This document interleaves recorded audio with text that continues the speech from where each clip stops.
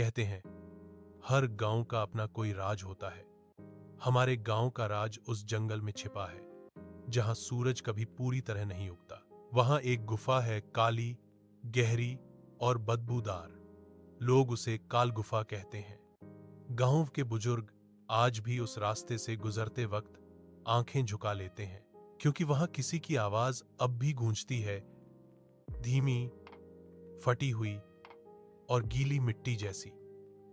मुझे जिंदा गाड़ने वालों, मैं लौट आई हूं। कहते हैं सालों पहले वहां एक औरत रहती थी। चंपा नाम था उसका।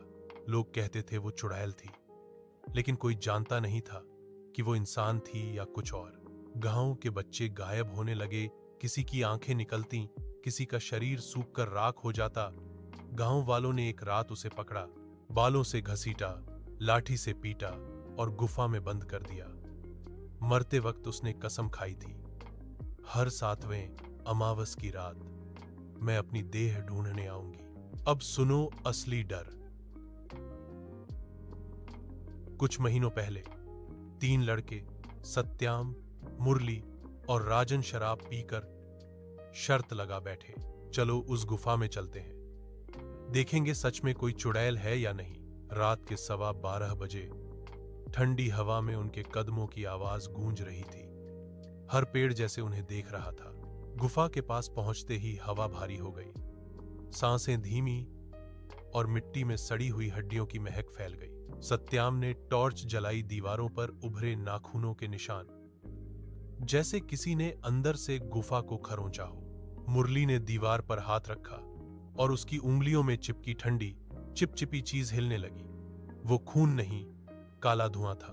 अचानक पीछे से आवाज आई, कौन ले गया मेरा शरीर। टॉर्च बुझ गई। अब सिर्फ एक ही चीज दिखी, राजन का चेहरा और उसके पीछे 2 लाल आंखें। अगली सुबह गांव के लोग जंगल पहुंचे। राजन का कोई नामो निशान नहीं था, बस उसके जले हुए कपड़े और एक टूटी हुई हड्डी जिस पर किसी ने नाखून से लिखा था, एक गया, 2 बाकी हैं। अब हर अमावस्या की रात सत्याम और मुरली अपने घर में तड़पते हैं।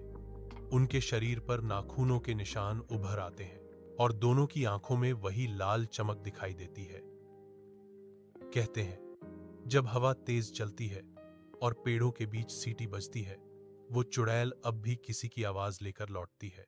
राजन, मेरी देह मुझे लौटा दो। एक नाम, काल गुफा की चुड़ैल।